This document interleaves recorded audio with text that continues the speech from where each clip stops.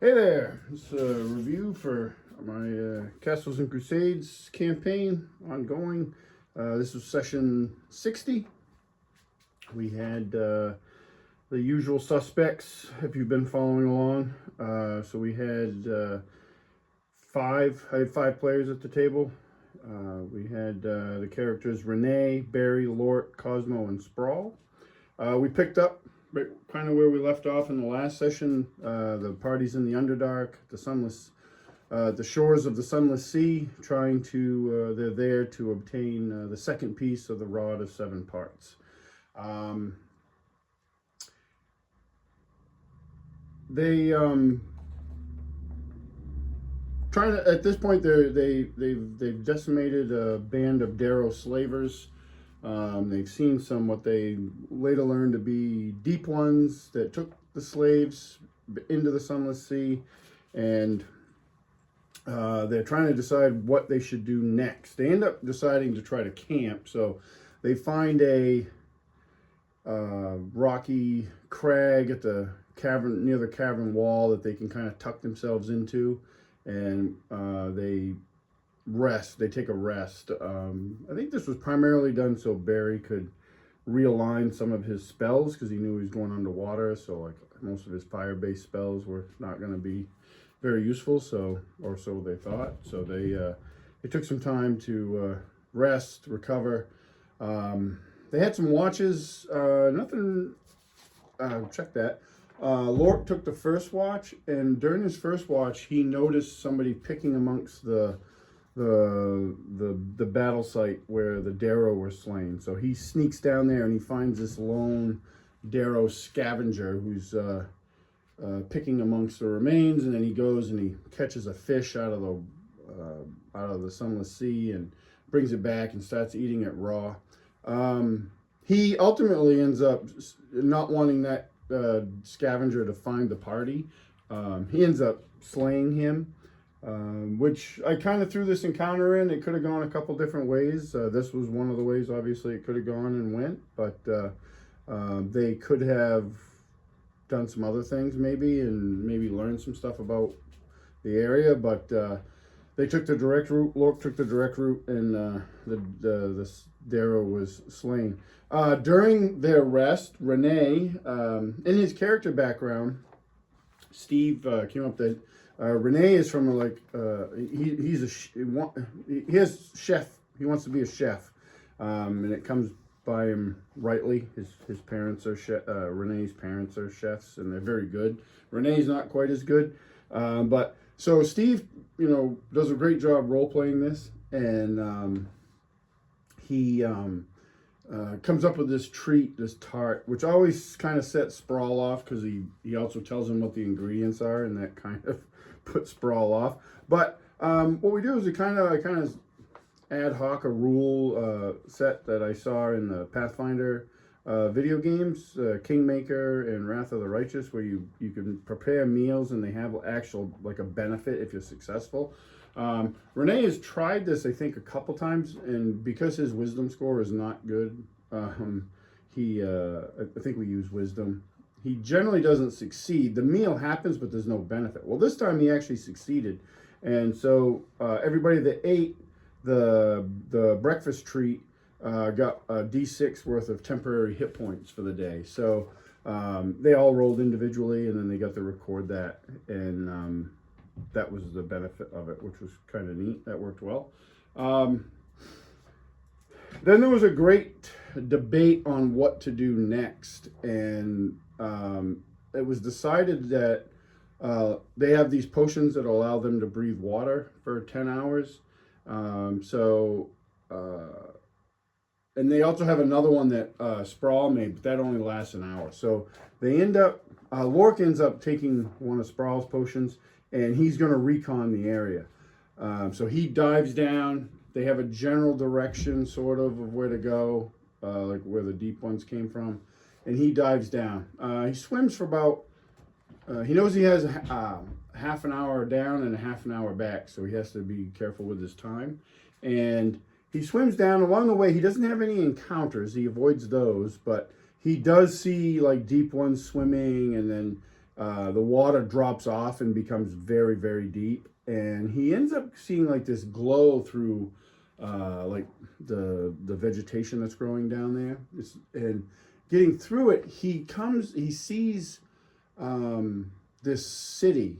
And basically, if you're familiar with any like Cthulhian lore and stuff, I basically described it as like he can't understand this city because the angles of it make no sense, and to the point where it's almost maddening. And he had to roll, I think it was a wisdom save, or be driven mad. And he sees this, he makes his save, and isn't driven mad, but he just cannot comprehend like this city, and it's fairly decent size.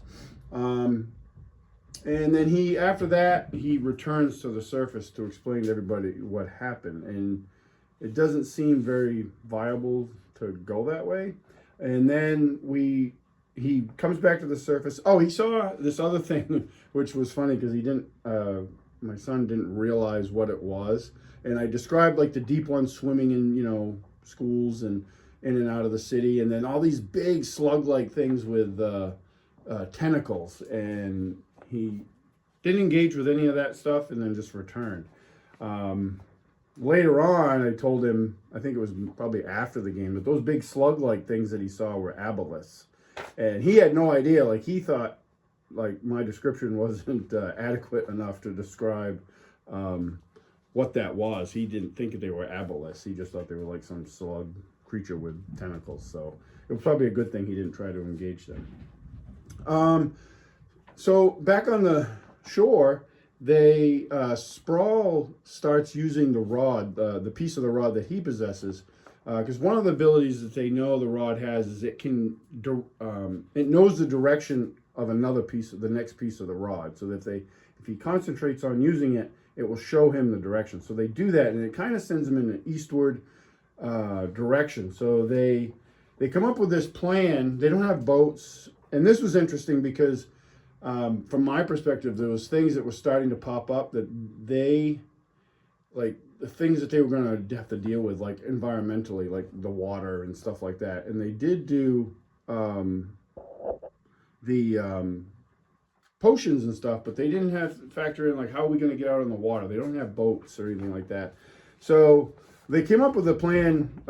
Barry makes a levitating, floating disc, and like Renee, Cosmo, and Sprawl get on that, and everybody else has to swim along. And while they're doing that, they, on their way, following the rod's direction, they get attacked by, this giant crab.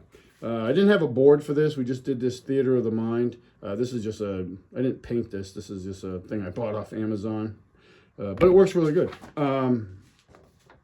So they get attacked. This crab is actually fairly tough, but they went right through it, actually. Oh, and as a side note, because they left Lepnig, who was played by a couple sessions ago by one of my players, Thad, who wasn't at the session. They left him and Moira, the woman that they found in with the fire giants, behind to guard. So they kind of got them out of the picture. Anyway, back to the battle. This actually went pretty quick. They got some hits in, but Sprawl actually was the big winner here. He finally, with his, he's got some, I don't remember the name of it, but it's like this smashing fist spell or something that he has as a cleric. And he usually is never very successful with this spell, but this time he actually rolled a critical, and he did max damage ×3 and crushed this thing, just shattered its carapace and stuff. So they were able to do that. They were also able to harvest. Renee knew from his upbringing in the restaurant business that his parents being chefs, that this crab meat is very, very valuable. So they couldn't harvest the whole thing. They don't have the means to. They're in the middle of the water. But Lork is able to salvage off like a roast-sized chunk of it that they probably use later, but we never got to. The rod leads them to a direction till it finally points pretty much downward, and that led into a tunnel that they ended up going in, a completely submerged tunnel. So they They all take their potions, their 10-hour potions, and they head down the tunnel, which was this. Just pretty simple setup. They get through that. They actually met some deep ones there that they did battle with. That was a pretty good fight. It got a little three-dimensional because this tunnel was big but also high. So they were like the deep ones were able to swim over the front lines without getting. There was I think 4 of them, and attack the back line, which the back line was Cosmo and Barry, who they both took some damage until eventually, excuse me, they beat the deep ones, and then they kept swimming, and they came to this chamber, and this chamber opened up. They swam out, and it was this massively deep chamber. They couldn't see the bottom, but it did have a surface, so they were able to break the surface and they were able to breathe air, and it led to this room, this whole chamber here. So they start swimming across. This was really tough for them because Castle Crusades swimming is a strength check. The water was relatively calm for a little bit, and it still was tough. So a lot of it was Renee and Lork. Renee actually turned out to be a great swimmer for a dwarf, primarily because he has strength as a prime, which is the attribute you use for swimming in Castle Crusades, and Lork as well. So they had tied themselves together so they wouldn't get separated when they first went under, or maybe even when they hit the water. I think when they hit the water from the shore, they did that. So those two basically dragged the party across over here. We did some random checks, a bunch of rolls because it's half your movement because none of them have a swim speed. So they see this chamber, and on the far side there's this cliff, and they see these purple glowing lights. I kind of described the whole thing to them, even though their characters didn't have the right angle for it. But they end up swimming up to it, and as they're swimming up to it, they hear this chanting. And there's this plinth up here, and there's this guy here up there chanting, and he's the guy that they saw in the last session came out with the deep ones to get the slaves. And back here, deep ones, these are just some cheap but cool plastic miniatures, pre-painted, that I bought a long time ago, are herding slaves through this portal, and they're going through this portal, which I described as shimmering, and they're going through that and not to be seen afterwards. This thing is a statue, and it's got all this writing on it, but this thing is like a living entity.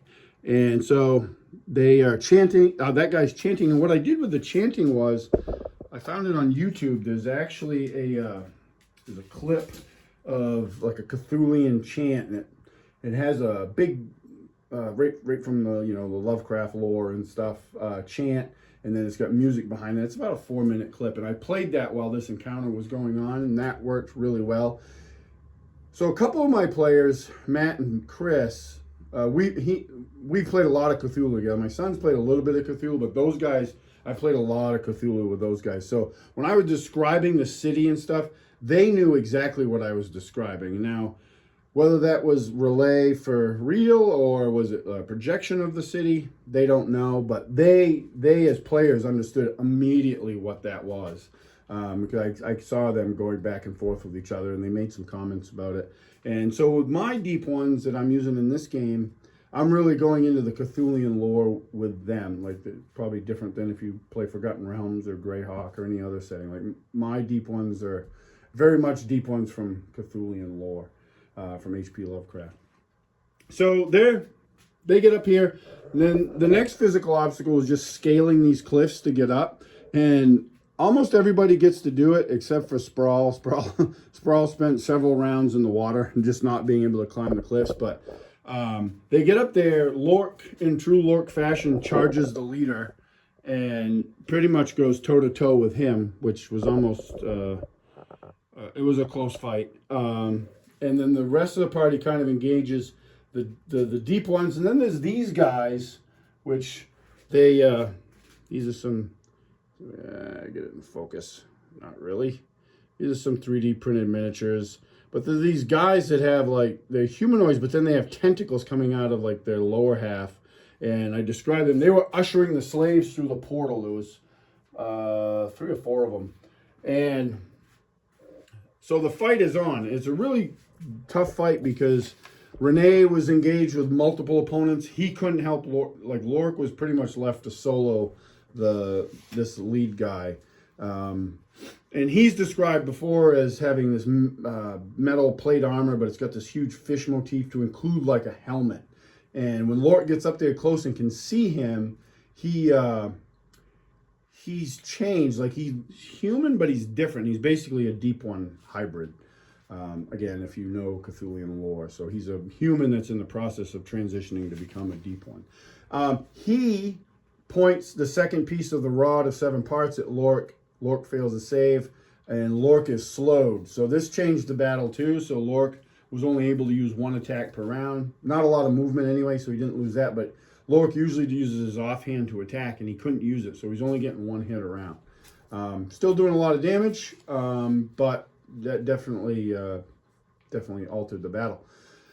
So one of the things that happened too is as the chant was increasing, suddenly the waters are like frothing and getting more active to where eventually these tentacles start coming up through the water. And this happened like later on in the fight, and it was already like they were still well into the fight. The leader was still up, and then these tentacles came up, and there was some comments about like, we didn't need to make, from the players saying, we didn't need to make this any harder. Like, they were already having a pretty tough time, but it kind of, I think, it helped put more attention in the battle, which there was already plenty. So, but it worked out.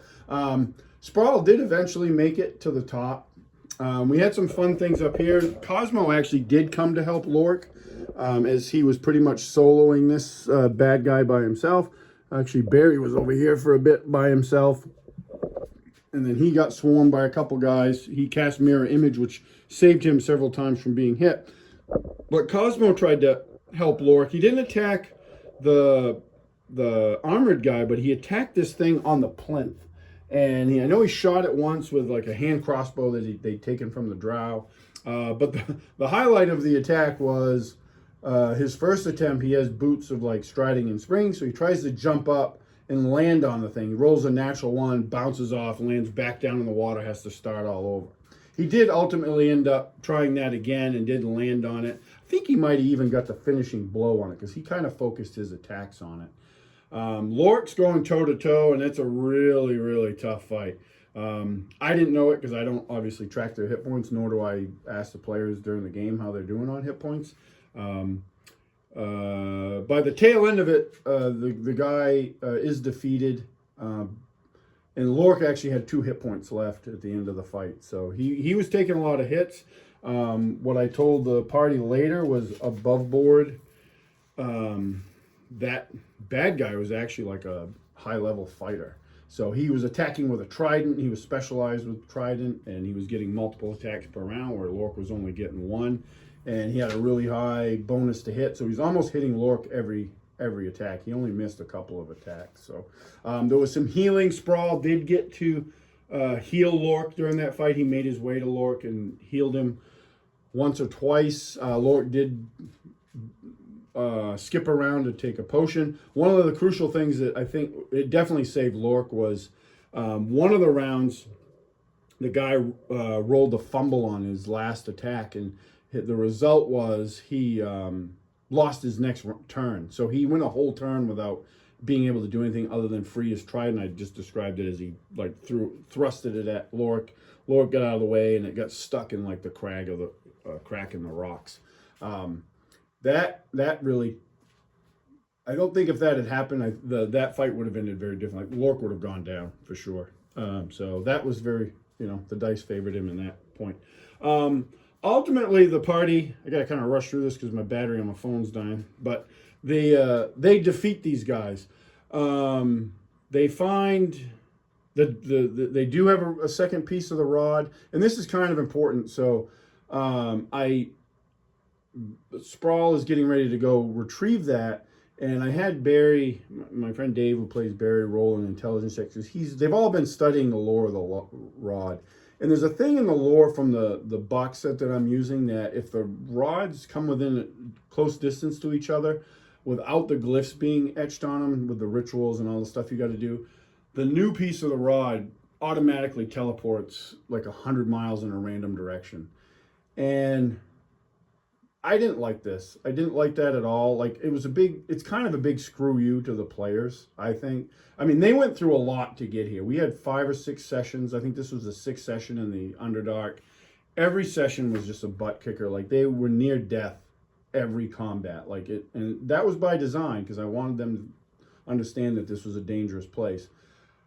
I just didn't like that, so I gave him a role, and he succeeded, and he knew that. So they kept it apart. Sprawl took Lork took the second piece of the rod, and he just stayed away from Barry. They found a book, which was basically a Cthulhu textbook on the guy. His armor, which Renee actually took. The armor, he's going to have it resized when they get to the surface, so he can have some better plate mail of the diver or something. So he'll actually have like a swim speed and be able to talk to fish.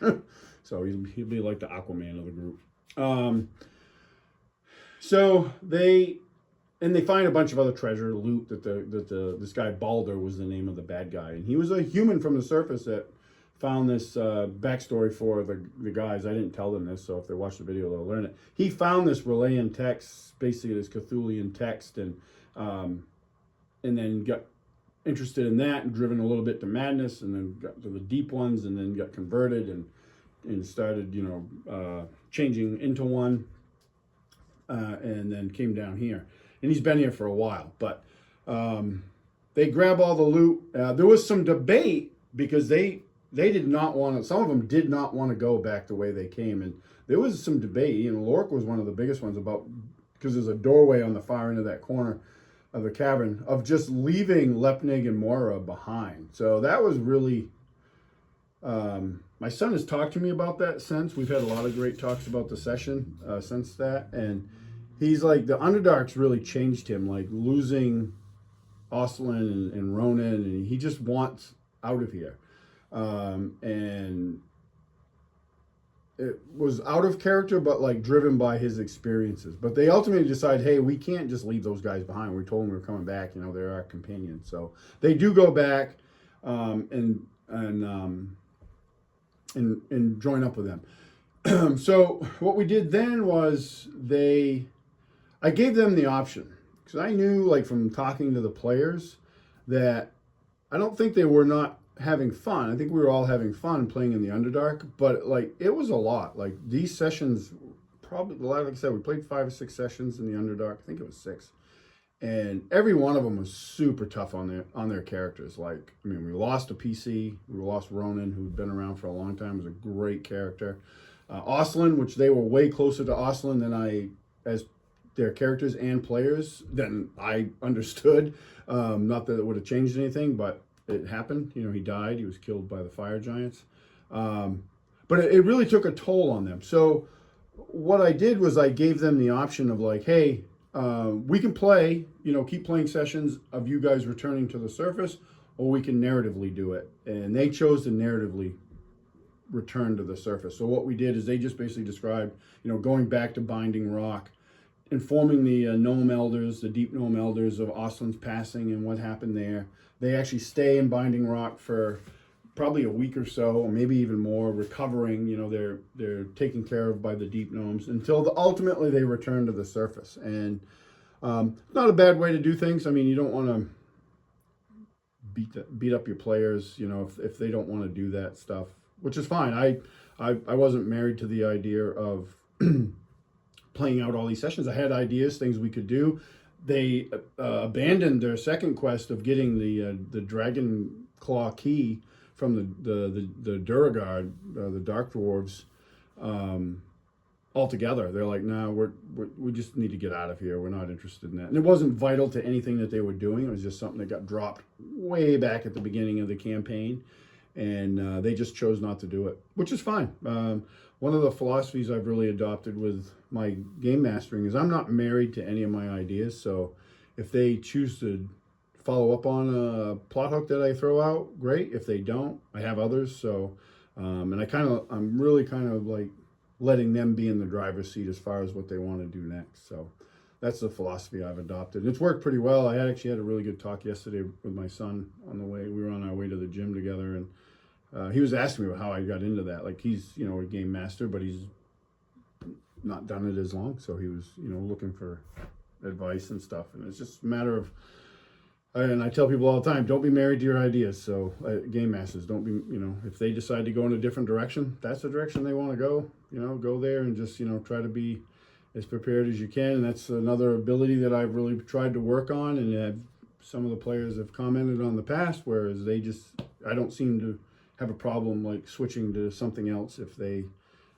decide to go in that direction, you know. And that's my whole goal, is I want to make it look like seamless to them, like I planned it, even if I didn't, you know. So, but yeah, that was session 60. We're actually going to play again. Like, this is I'm filming this right now. This is Tuesday. We're actually playing again tomorrow, which this will be the 3rd session this month. It's kind of rare. We had some guys with some free time, so we're going to do an impromptu session 61 tomorrow. I have some ideas for that. I won't have the full core group that we've had going, because we're going to play during the day in the middle of the week, so some people have jobs, so they can't do that, but others can. So we'll get to play a little bit. So there'll be another recap coming. Real quick on terrain before my battery dies. This is all mostly Dwarven Forge. Some 3D printed stuff with this thing. I've used this in other, I don't know if I used it in this campaign. I don't think I have. I used it in one of my previous campaigns. Dwarven Forge, all this stuff. These are neat. These are all LED. You can change the lights. They can flash, do all sorts of stuff. I don't know if I'd used them yet. My son had used them, but I don't know if I had. So I thought I'd use them in this. This stuff is the Dwarven Forge, these tiles. These are the Whiz Kids. I think it's the tentacles for the Kraken. These are pretty cool. I've used these in a bunch of games. It's actually, they come in handy. But yeah, that was it. If you got any questions, comments, love to see them. I appreciate everybody following the videos. And I'll catch you at the next one. Thanks.